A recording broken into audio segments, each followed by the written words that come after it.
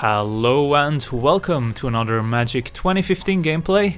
Today we're taking a look at an Exalted Aura deck, which is monocolored for consistency and also for a card we'll take a look at in a minute, which becomes very powerful in a monocolored deck.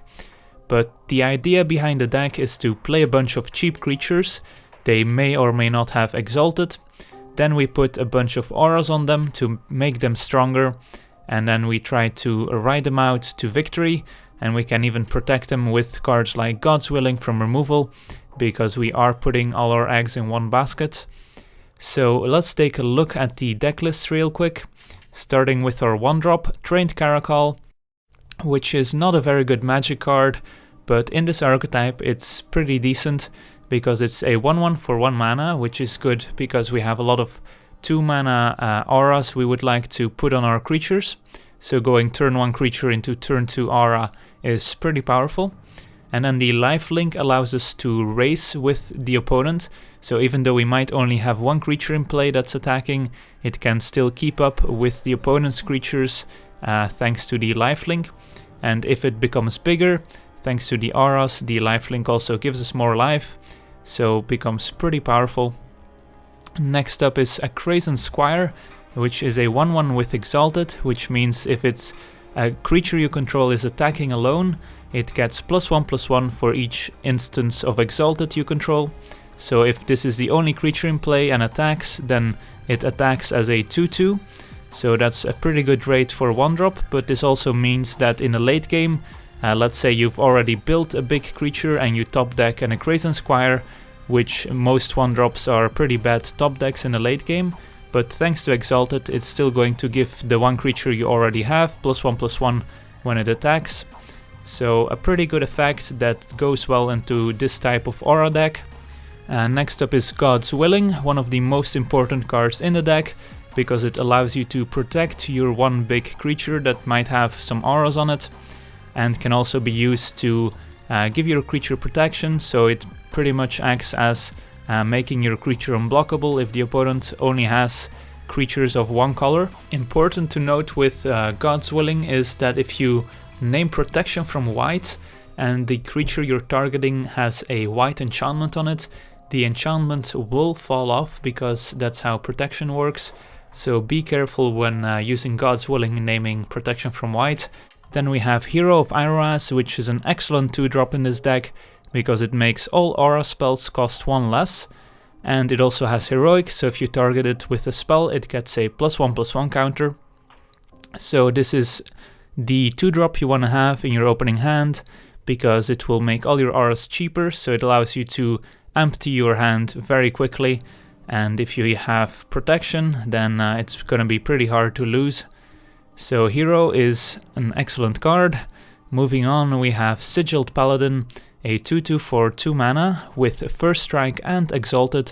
So if it's the only creature attacking, it attacks as a 3/3 First Striker for 2 mana, which is excellent.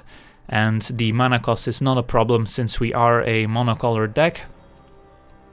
Next up is Ordeal of Heliod, one of the more powerful auras in the deck if you can cast it early. And this is also the reason why we're playing so many 1-drops.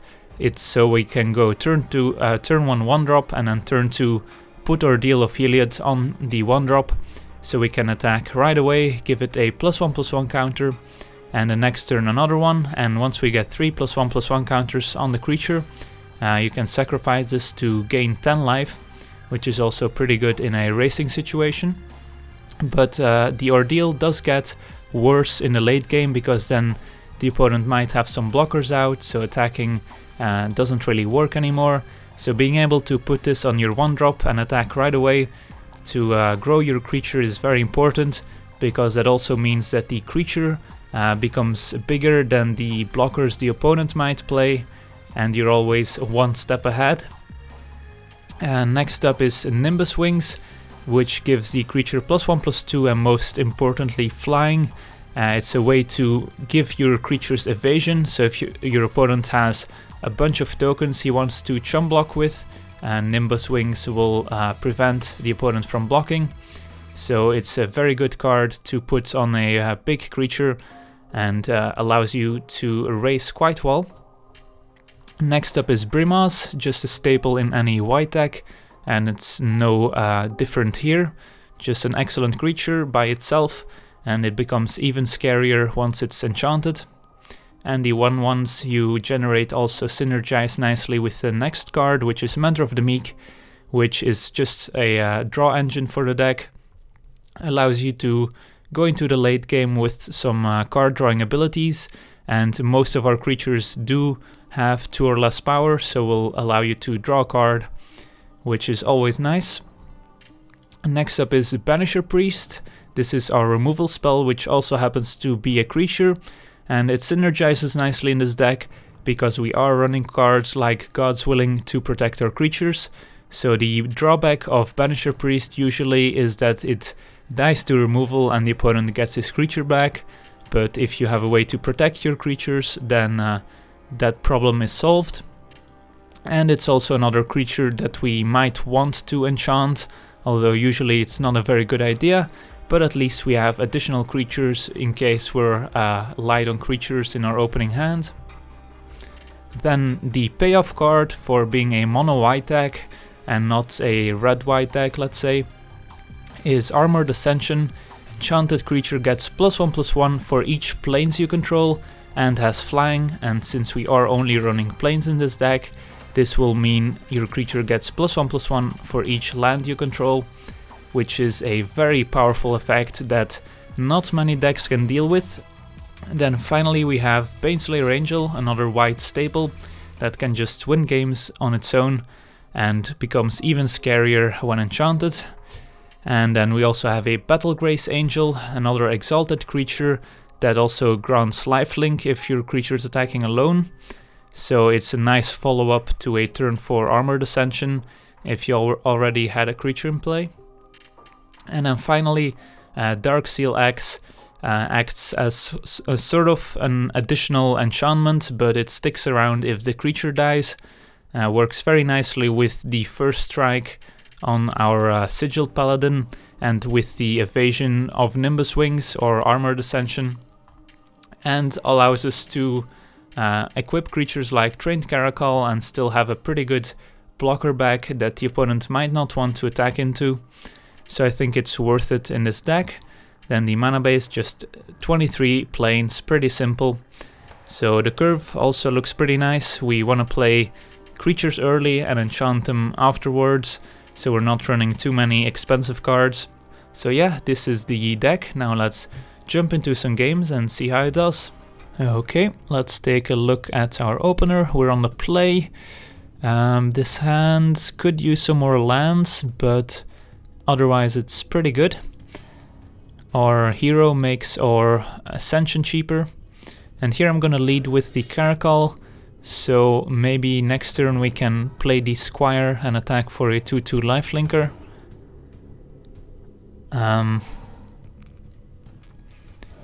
Usually playing the Exalted creature second is better, because the +1/+1 from Exalted applies right away. Let's see. Another option here is just playing the hero, so next turn if we draw planes we can go for an Armored Ascension right away.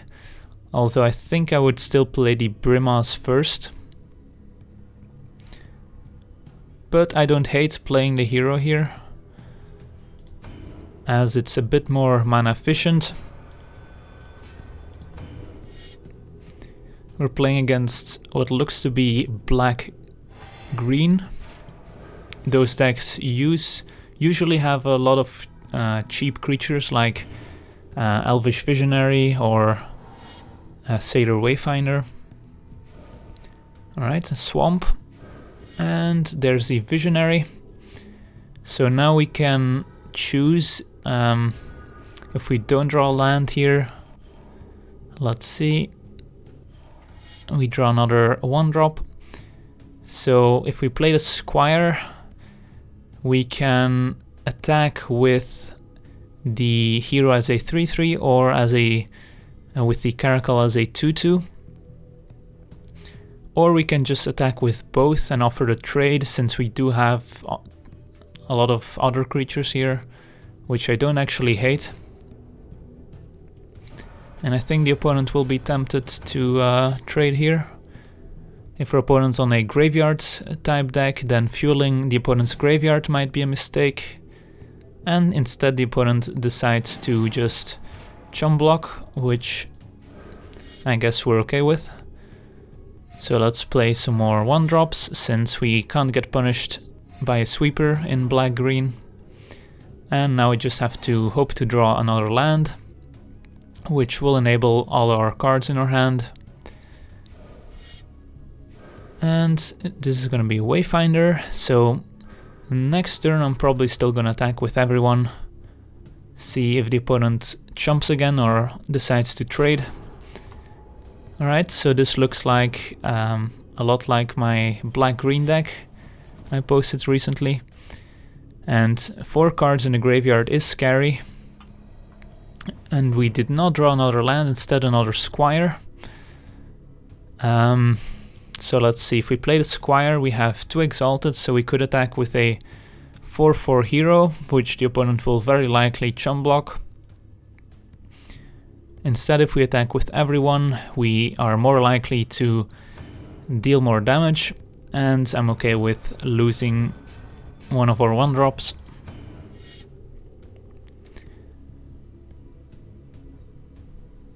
Alright, opponent decides to trade.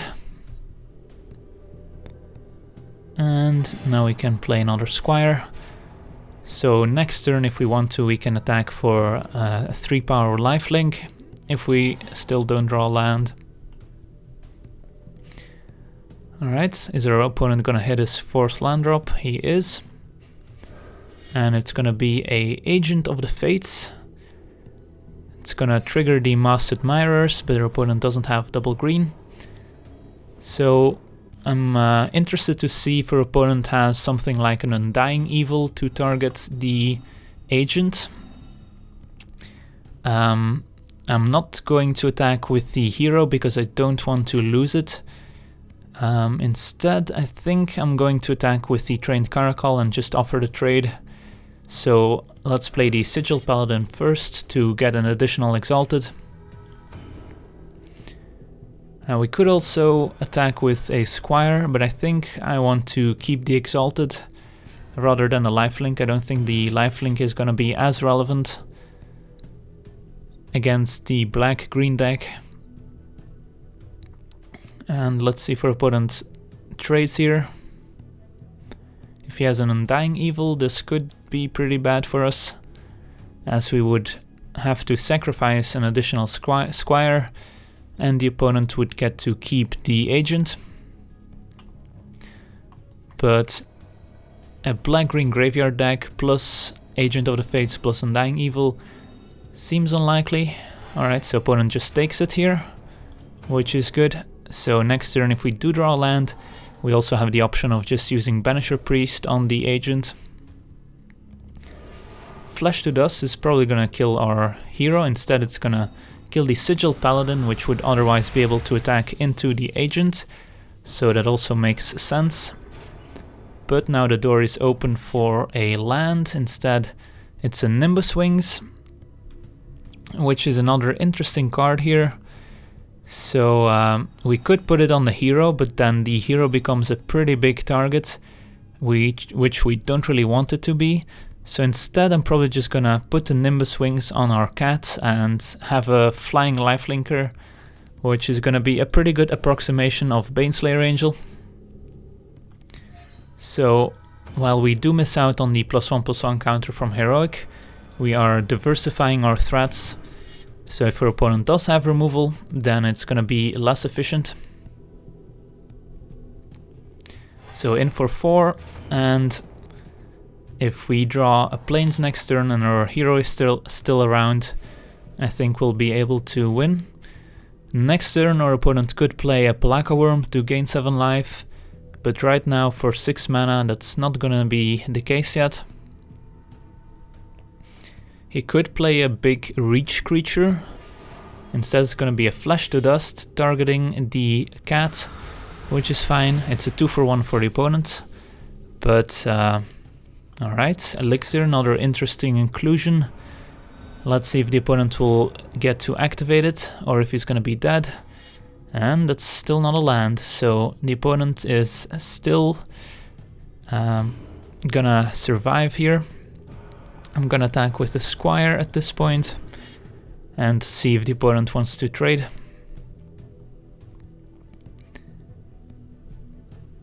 If he doesn't, he goes down to 3 and then up to 8 if he activates the Elixir.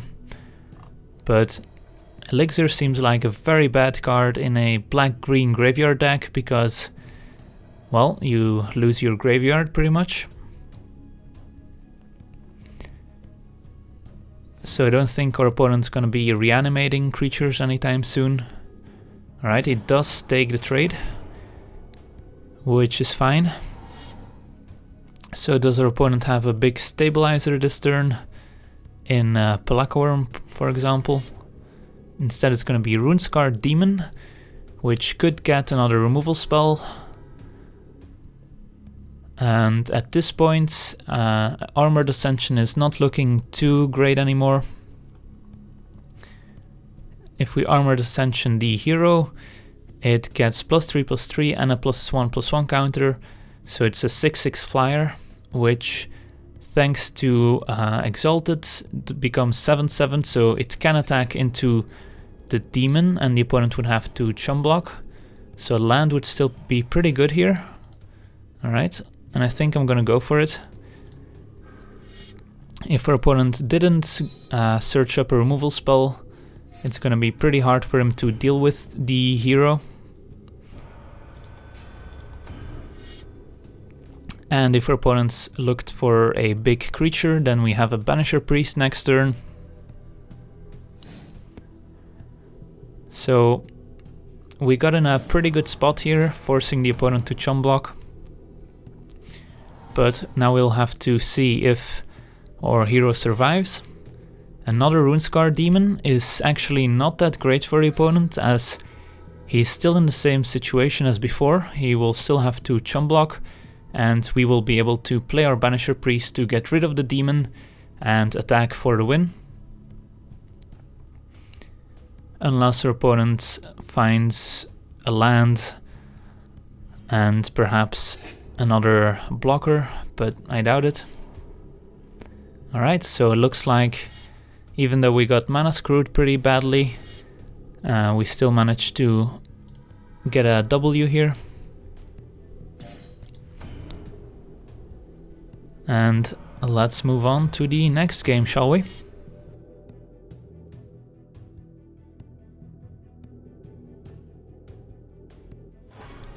Okay, let's take a look at our opening hand, which has a turn 1 Caracal and turn 2 Ordeal on the play. So the only way this hand gets punished is by early bounce spells or perhaps a shock on turn 1. So let's see how this goes. We're pretty much all in on this Caracal early, but we might draw into something that changes our plan. And a turn 1 Goblin Arsonist is pretty much what we didn't want to see, because putting an Ordeal on our Caracal will not allow us to attack because the opponent can block, then ping it for 1 and we lose the Caracal. But what I'll do here is still put an Ordeal onto the Caracal, so next turn we can put a second Ordeal on it and try and attack. This doesn't work if the opponent plays another blocker, or if he decides to stay on defense and perhaps keep up a removal spell. If he has a removal spell right now, obviously we are screwed as well. So that did not go as planned, but it's sort of the risk you take. Okay, opponent attacks. And is gonna play another Arsonist. Alright, so let's see, we could play our Banisher Priest here. And let's see, I think it's worth it just because this forces the opponent to either use a removal spell on it or to go aggro on us with the Arsonist, so we have the second Ordeal to go on the Banisher Priest. And we also have a Baneslayer in hand, which will stabilize us nicely. Alright, so there's the Shock, which is fine. So Shock is probably the best card against this deck, just because it's a cheap way to interact with this deck. And not many people run Shock anymore, but obviously in the mono red aggressive deck you are gonna see 4 Shocks. Alright, so now we have to hope we hit a 5th land drop, as this Ordeal will not do anything at the moment. Alright, let's see if the opponent can go wide here. A Goblin Shortcutter, alright. It's good to see it now, because otherwise it could prevent the Angel from blocking next turn if we do draw a land. Attacks him for 3 damage, down to 10 we go. Opponent has 1 card left. So unless that's an act of treason... Alright. So unless his last card is an act of treason or another Shortcutter, I think we're in good shape.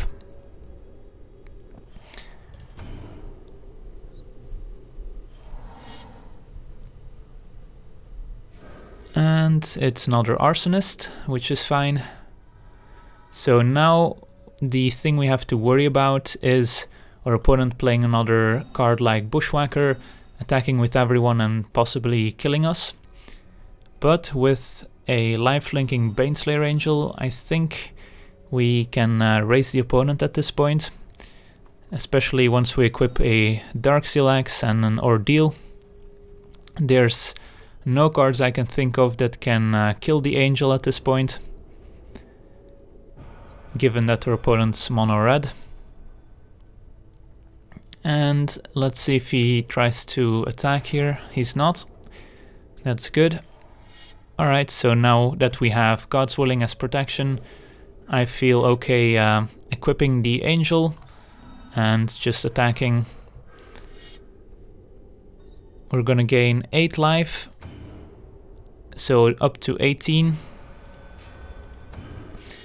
So if the opponent can deal 18, then good for him, but I doubt it. Let's see, even two Bushwhackers wouldn't do it, so it would have to be Bushwhacker plus Trumpet Blast or something like that. So opponent's gonna attack with everyone. Next turn we attack for 9, gain 9, and the turn after the opponent should be dead. And if the opponent does top deck something like Act of Treason, we still have a God's Willing up. Alright, so let's attack. And I'm not gonna bother re-equipping the axe to the Mentor, because we want to keep God's Willing up.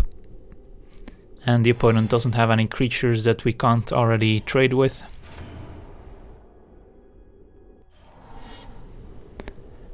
Alright. Opponent attacks with everyone. And I will, let's see, I can block this guy.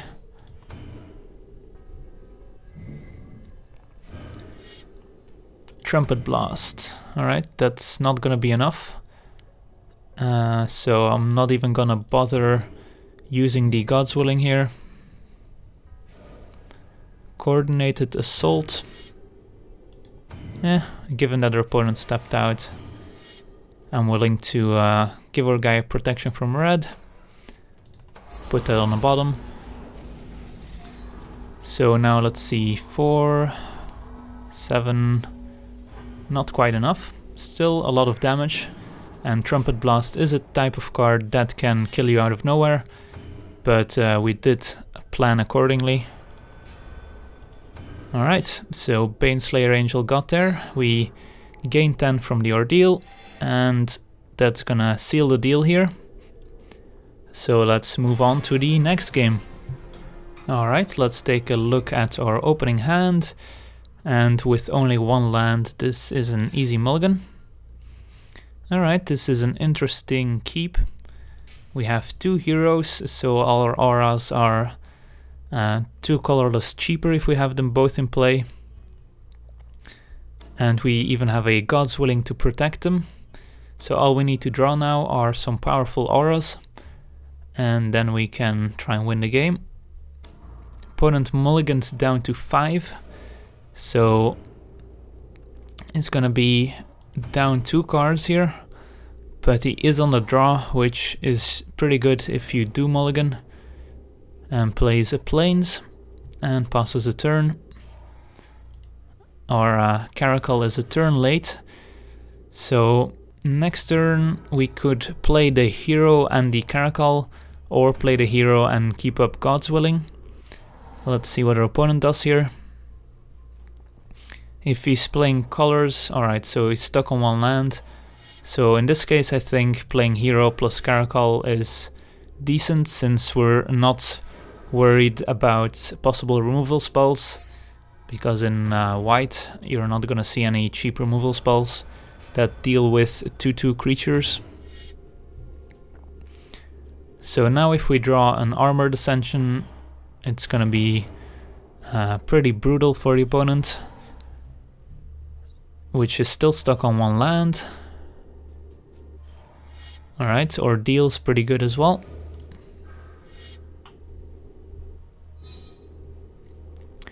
And Ordeal plus Heroic is also a pretty interesting interaction, because you get +1/+1 counters from the Heroic, which also add up towards the Ordeal triggering.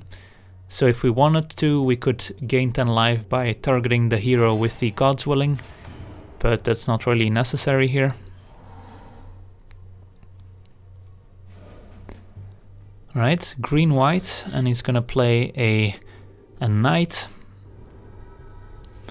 So it does have a blocker for the Caracal or the hero, but Armored Ascension is just gonna be game here.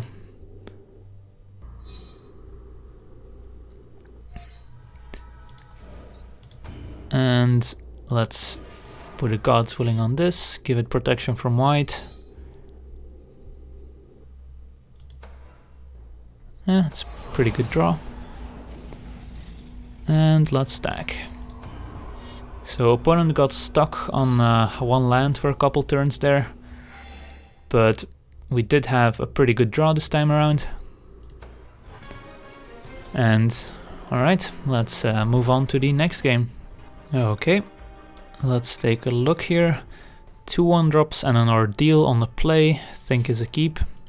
Let's lead with the Caracal, since that has the highest upside, as well as playing Exalted cards second usually works out in your favor.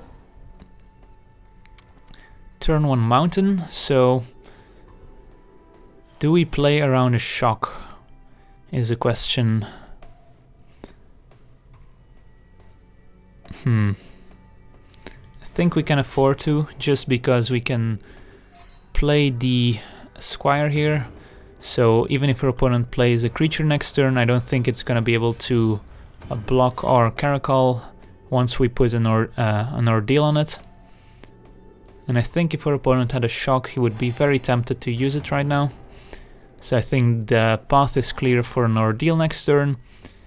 And since we didn't have a better play for next turn, I think keeping up the Ordeal is fine.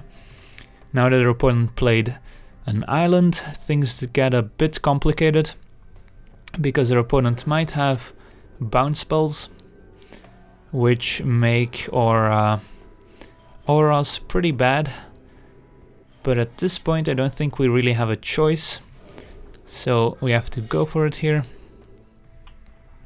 Attack with the 3/3, lifelinker. Opponent's not gonna block, but then next turn we might be in trouble if our opponent has a bounce spell or a shock.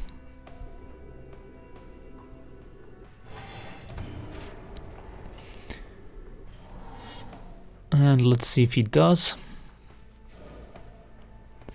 Island in 2. And it's gonna be a gutter snipe, alright.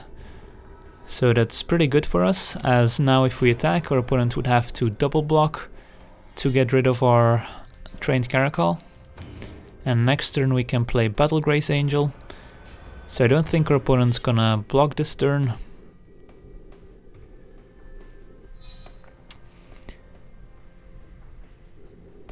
Yep, so we get in for 4. But now our opponent's in a pretty good spot to use his instants and sorceries. So we might see them now. Kranko's Command is gonna gum up the board nicely. It's gonna make a token from the Pyromancer, deal 2 with the Gutter Snipe, and a Kiln Fiend. So that can kill us pretty quickly, although we did gain some life. Luckily we have an Angel that can fly over next turn. And a God's Willing is a pretty good draw. So we have some interesting decisions to make here. We can play the Battle Grace Angel and attack with what's going to be a 6/6. No, wait. Yeah, 6/6 attacking. So if our opponent wants to kill it, he would have to throw a lot of stuff in front of it. So I actually like playing the Battle Grace Angel here, since now we have 2 good creatures in play that we can protect one of them next turn.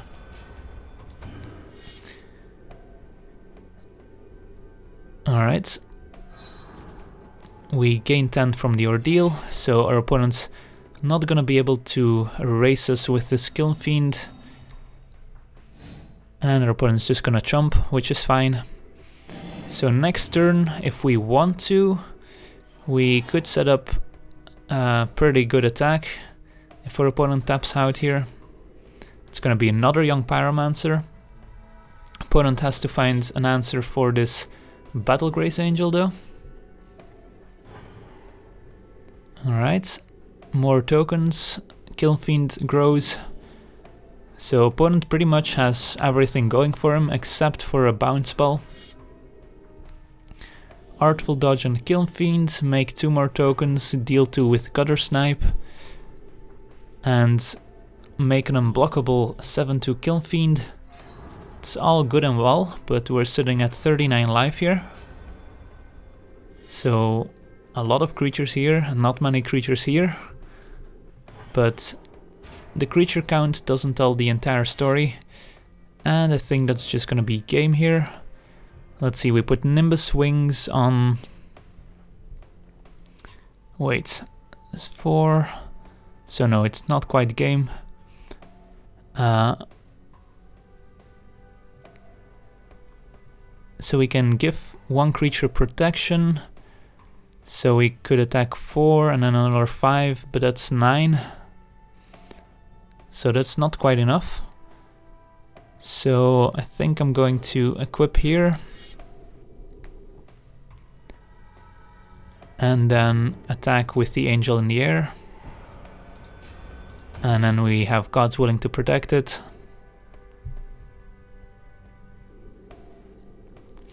Alright, so not quite game, but pretty close. Because if we used God's Willing on the Caracal and gave it protection from red, we would not get the Exalted, so that wouldn't be enough.